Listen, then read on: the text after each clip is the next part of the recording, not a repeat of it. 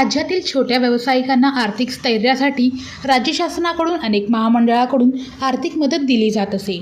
यातून अनेक छोट्या व्यावसायिकांना स्थैर्य मिळायचं. पण गेल्या 10-12 वर्षापासून युवकांना स्वयं व्यवसायासाठी म्हणावा तसा मदत दिली जात नसल्याने युवक बेरोजगारांच्या संख्येत प्रचंड वाढ होत आहे.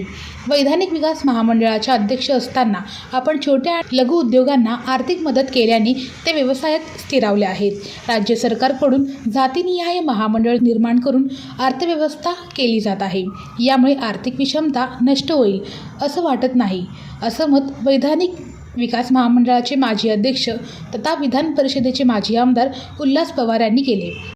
महाराष्ट्र राज्याचे माजी वैधानिक विकास महामंडळाचे अध्यक्ष उल्हास पवार सर या ठिकाणी आलेले आहेत. एका विशिष्ट कार्यक्रमासाठी ते आलेत, पण आपण त्यांना एक विचारूया की गेल्या 10-15 वर्षापूर्वी जसं वैधानिक विकास महामंडळ होतं किंवा अन्य जे महामंडळ होते त्यामार्फत छोट्या मोठ्या व्यावसायिकांना आर्थिक स्रोत मिळत होता, त्यातून व्यवसाय उद्दीपक होत होता. पण हल्लीच्या या 3-4 वर्षाचा जो कालकाळ सरकार पाहता एकही विकास महामंडळाचे नियोजन नाही, सदस्यांची नियुक्ती नाही. यावरून तुम्ही एक माजी अध्यक्ष म्हणून तुम्हाला काय वाटतं?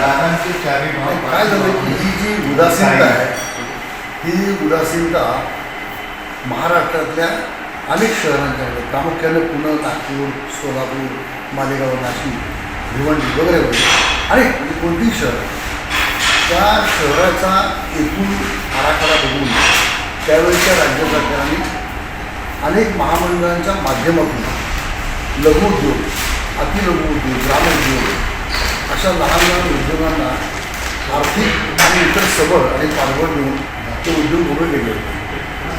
विशेषतः खादी ग्रामोद्योग असेल, पश्चिम महाराष्ट्र विकास महामंडळ आपल्या भागात असतात, विदर्भाचं विदर्भ डेव्हलपमेंट कॉर्पोरेशन, मराठवाड्याचं Marathwada development corporation, Konkan development corporation याच्या माध्यमातून सुशिक्षित बेकार योजना आणि त्यांना सहकार्य स्वयंरोजगारासाठी त्याच्यासाठी खूप मोठा आराखडा आणि योजना असेल.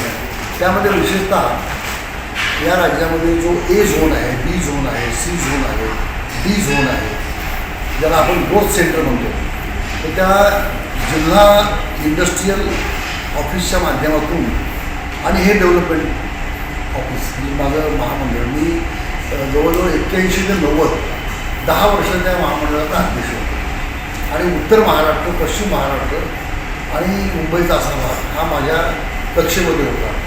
तुम्हाला आश्चर्य वाटेल, आता ते महामंडळ म्हणजे 81 ते 90 आज दुर्दैवानं त्या 4ही महामंडळापैकी एकाही महामंडळाचं त्या अनुषंगाने असलेलं अस्तित्व पूर्ण बंद झालं. 3 ठिकाणचं तर बंदच झालं.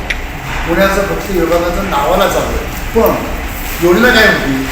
सुशिक्षित बेकार, सुशिक्षिताची व्याख्या केली, त्या दलितांच्याकरता वेगळी कॅटेगरी केली, वयोमर्यादा केली, आर्मीमधला एक सर्व्हिसमॅन करता वेगळी मर्यादा केली आणि त्या मर्यादेच्या माध्यमातून त्यांना लोन दिलं जायचं. म्हणजे उदाहरणार्थ ऑटोरिक्षा घ्यायची, टॅक्सी घ्यायची, ट्रक घ्यायचा आहे, मिनी ट्रक घ्यायचा आहे, किंवा एखाद्या ग्रामीण भागामध्ये ऑइल मिल करायची, भाताची गिरणी करायची वगैरे छोट्या प्रमाणात. तर या सगळ्या अगदी टी व्ही, तुम्हाला आश्चर्य वाटेल, व्हिडिओकॉन टी व्हीला सुद्धा मी WBCच्या माध्यमातून नगर जिल्ह्यामध्ये 2 दिले आणि अनलिमिटेड प्रोडक्शन सेंटेक्स मॅपिंग दिली 2 वर्षाची आणि त्यातून तो उद्योग पुढे आला. म्हणजे असे अनेक टी व्हीचे छोटे छोटे कारखाने किंवा म्हणजे तुम्हाला आश्चर्य वाटतं की डॉक्टर गुजर नावाचे मुळशीमध्ये होते, त्यांनी हृदयाचे जे आपण पार्ट काही विकत घ्यायचो ऑपरेशनच्या नंतर प्रदेशातनं, त्याचं सबस्टिट्यूट तयार केलं होतं. त्याला मी WBCच्या माध्यमातून मदत केली होती. आणि आजही त्यातले काही लोक मला भेटतात आणि त्याची आठवण देतात, दादा तुम्ही ते आम्हाला लोन दिलं होतं, असा व्यवसाय आजही आमचा चालू आहे. मलाच लक्षात नसते की आपण कुठं छोट्या इंडस्ट्रियल इस्टेट केल्या. म्हणजे जळगाव जिल्ह्यामध्ये एरंडोल नावाचा तालुका आहे, तिथे एक मिनी इंडस्ट्रियल इस्टेट केली. पुणे जिल्ह्यामध्ये चाकणजवळ खल्लार नावाचं एक गाव आहे, तिथं मला म्हणलं कोण इंडस्ट्री करणार आहे. आता तर ते इंडस्ट्रियल जागा मिळत नाही, तिथं मी इन्फ्रास्ट्रक्चर तयार केलं. म्हणजे इंडस्ट्रियल बिल्ड केला, प्लॉट केले. आणि इन्फ्रास्ट्रक्चर काय तर पहिल्यांदा MSMEचं संपूर्ण हे आणलं की लोकांना विश्वास वाटावा. बँकेचं ऑफिस आणलं, पोस्टाचं ऑफिस आणलं आणि रामराव अधिक त्यावेळी आणि सुधाकरराव नाईक वगैरे असे इंडस्ट्री मिनिस्टर कोण होते, अर्थमंत्री होते, त्या सर्वांनी मदत केली. आणि त्यातून आज तिथे छोटे मोठे कारखाने उभे आहेत, आजही चालू आहेत. तशीच मग सिन्नर नाशिक जिल्ह्यात जाऊन तिथेही इंडस्ट्रियल कॉपरेटिव्ह इस्टेट तयार केली. आता माझ्या लक्षात पण नाही, इतक्या ठिकाणी अशा प्रकारच्या मिनी इंडस्ट्रियल इस्टेट तयार केल्या. MIDC ही नंतरची फार मोठ्या कल्पना आहेत, तर राज्य सरकारच्या आहे, पण महामंडळाच्या माध्यमातून आणि त्या ठिकाणची अनेक मुलं मला भेटतात. मला एक उदाहरण देतो छोटं. प्रभातमध्ये, दैनिक प्रभातमध्ये एक प्रेस फोटोग्राफर होते, माणिक राजपूत राजपूत त्यांचं नाव. आता ते खूप म्हणजे मोठे हे झाले. ते म्हणले मला आधुनिक कॅमेरे घेण्याकरता आम्हाला सुशी वगैरे त्याला लोन दिलं मी. आणि या बहुतांशी लोकांनी लोनची परतफेड केली. जे लोक लोनची परतफेड करू शकले नाही, आता त्यांच्या तर अडचण झाल्या, पण महामंडळाच्या पण अडचण झाल्या, तो थोड्याफार प्रमाणामध्ये. पण मोठ्या प्रमाणात या महामंडळाच्या माध्यमातून चारही भागात खूप अशा सुशिक्षित बेकार योजनेच्या माध्यमातून स्वयंरोजगार आणि अनेकांना उद्योग मिळाले. आणि ते काही लोकांचे उद्योग आणखी वाढले. एका ट्रकचं ज्यांना कर्ज केलं आपण, म्हणजे बीज भांडवल, ते आपल्या महामंडळाने द्यायचं. मग बीज भांडवल आपण दिल्यानंतर बँकेने लोन द्यायचं, त्याला एक गॅरंटी राहायची. इतक्या योजना होत्या. माझे पार झालं होतं, म्हणजे माझी टीव्हीवर एक मुलाखत झाली होती. आजही माझ्या लक्षात येतात 90 सालांमध्ये. आणि आता काय झालं तर आता ही अशी महामंडळ, त्याच्यानंतर वित्तीय महामंडळ, किंवा आता अण्णा पाटलांच्या नावाचं मराठा बहुजन समाजाकरता केलेलं महामंडळ असेल, धनगर समाजाकरता केलेलं महामंडळ असेल, चर्मकार समाजाकरता केलेलं महामंडळ असेल, सफाई कामगारांच्यासाठी केलेलं महामंडळ. तुम्हाला मोठी यादी दिली मी. अण्णाभाऊ साठेंच्या नावाने मातंग, भटक्या विमुक्तांसाठी वसंतराव नाईकांच्या माध्यमातून केलेलं महामंडळ, की छोटी कर्ज द्यावी. आज ती जवळजवळ सगळी वित्तीय महामंडळं अगदी मोठ्या सिकॉमपर्यंत, लहानपासून सिकॉमपर्यंत वित्तीय महामंडळ ही दुर्दैवाने पूर्णपणे ठप्प झालेली आहेत. आणि ह्या सगळ्या नुसत्याच घोषणा बेरोजगारांना आणि रोजगार देऊन आहे त्यांचाही गेला, महामंडळं गेली आणि कुठल्याच योजना राबवल्या जातात. आणि त्यामुळे अस्वस्थता आहे समाजामध्ये आणि त्यामुळे बेकारी आहे. आत्ताचे जे राजकीय व्यक्ती आहेत किंवा राजकीय पक्ष आहेत, या समाजाला धरून काही महामंडळ निर्माण करतात, हे योग्य वाटते? नाही, मला माझ्या दृष्टीने मी गांधी विचारात आहे आणि खरा काँग्रेस विचारात आहे. त्यामुळं जातीय विचारांची महामंडळं निघणं, आता ठीक आहे, मौलाना आझाद वगैरे आपण तुम्ही काढलं काही काळ, ते अजून बऱ्यापैकी चालू आहे, त्याबद्दल मला काय म्हणायचं नाही.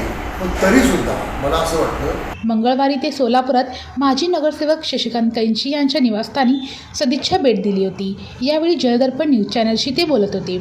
यावेळी माजी नगरसेवक शशिकांत कैंची यांनी उल्हास पवार यांचा सोलापुरी टॉवेल देऊन सत्कार केला.